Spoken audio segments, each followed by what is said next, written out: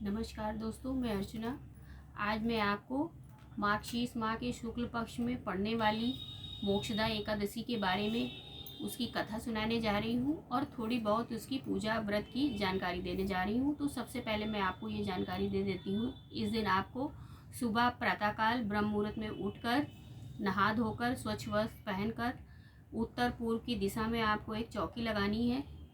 शुद्ध जगह को साफ कर कर वहाँ पर एक चौकी लगाएंगे। चौकी पर पीला कपड़ा बिछाएंगे और वस्त्र बिछाकर उसके ऊपर भगवान विष्णु की, कृष्ण जी की या शालिक राम की, इन तीनों में से जो भी आपके पास, या लड्डू गोपाल की जो भी आपके पास प्रतिमा या तस्वीर है उसको आप विराजित करेंगे।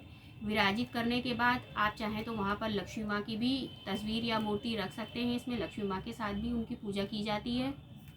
उसके बाद आप उनको गंगा जल छिड़क कर स्नान कराएंगे। स्नान कराने के बाद धूप दीप नैवेद्य सब लगाएंगे और भगवान को वस्त्र समर्पित करेंगे।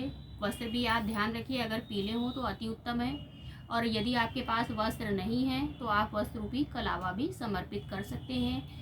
आप उनको चंदन का इत्र समर्पित करेंगे और भगवान को पीली वस्तुओं का, पीली मिठाई का, पीले फल का, जैसे केला हुआ पीले फल में, मिठाई में आप पीले लड्डू हैं, पीली बर्फ़ी है, ये सब चीज़ें आप उनको भोग लगाएंगे। पीले फूलों की माला पहनाएंगे और उसके बाद आप जो है व्रत में ये कहानी सुनेंगे, जो कहानी मैं आपको बताने जा रही हूँ। तो ये कहानी की शुरुआत द्वापर युग में भगवान श्री कृष्ण ने युधिष्ठिर को सुनाई थी।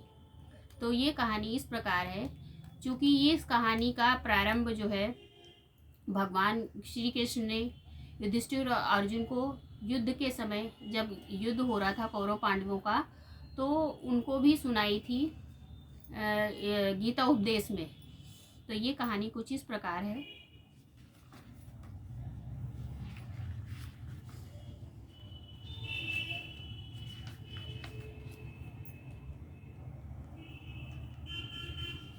जब कहानी, आप कोई भी कहानी सुनिए तो आप अपने हाथ में, क्योंकि ये विष्णु जी की एकादशी है तो अक्षत तो ज़्यादा उन पे चढ़ते नहीं, तो आपके पास अगर सफ़ेद रंग के तिल हों तो आप हाथ में तिल, या तिल नहीं है तो हाथ में आप पुष्प लेके बैठिए और तब कथा का श्रवण करिए। चलिए कथा को शुरू करते हैं। बोलिए विष्णु भगवान की जय। मोक्षदा एकादशी महात्म्य। मार्ग मास की शुक्ल पक्ष की एकादशी। युधिष्ठिर बोले, हे भगवान कृष्ण, अब आप मुझे 26 एकादशियों का नाम, व्रत की विधि बताइए कि किस देवता का पूजन करना चाहिए, और ये भी कहिए कि कैसे करना चाहिए। भगवान श्री कृष्ण जी बोले, मार्गशीर्ष मास शुक्ल पक्ष की एकादशी का नाम मोक्षदा एकादशी है। इसके नाम के अनुसार इसके गुण भी उसी तरह हैं, अर्थात ये मोक्ष देने वाला व्रत है। 12 मासों में मार्गशीर्ष को उत्तम माना जाता है। ये गीता में मैं अर्जुन से कह चुका हूँ। इससे कृष्ण पक्ष की एकादशी से प्रेम उत्पन्न होता है और शुक्ल पक्ष का व्रत मोक्ष का दाता है। इस व्रत में दामोदर भगवान का पूजन करना चाहिए, अर्थात विष्णु भगवान का पूजन करना चाहिए। आज के दिन व्रतधारियों को भगवान से मेरी उखल बंधन लीला का श्रवण करना योग्य है। मिस उखल लीला से यहाँ पर यह तात्पर्य है कि ये जब यशोदा माँ ने भगवान बाल रूप में अपनी लीला कर रहे थे तो उनको उखल से बांधा था, वो वाली लीला का श्रवण करना योग्य है। अब मोक्षदा एकादशी की पौराणिक कथा सुनाता हूँ, तो सुनो। प्राचीन गोकुल नगर में वैखनास नाम का एक राजा धर्मात्मा और भक्त था।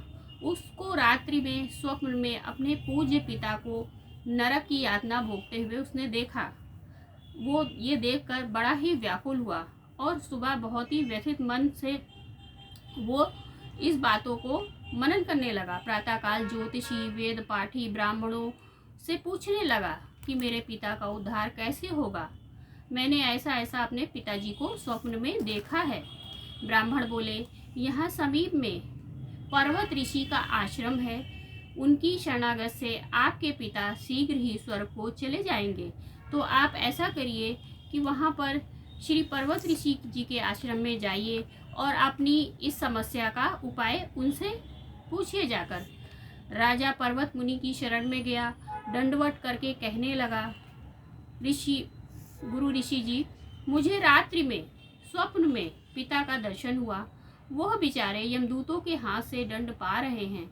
आप अपने योग बल से बताइए कि उनकी मुक्ति किस साधन से शीघ्र अतिशीघ्र होगी।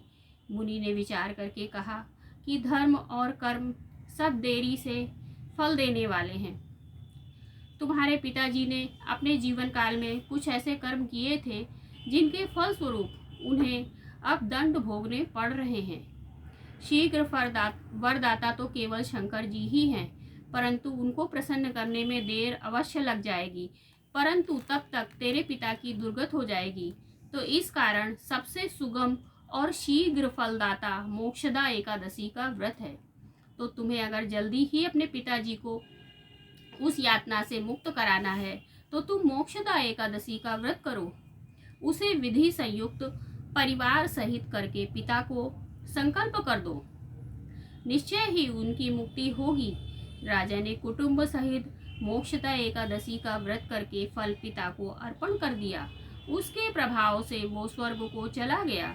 जाते हुए पुत्र से बोला, अब मैं परम धाम को जा रहा हूँ। श्रद्धा भक्ति से जो मोक्षदा एकादशी का महात्म्य सुनता है उसे वाजपेय यज्ञ का फल मिलता है। इसी प्रकार से ये कहानी होती है और इसके बाद आपको आपके हाथ में लिए हुए तिल या पुष्प भगवान विष्णु के चरण में चढ़ा देने हैं। धन्यवाद दोस्तों।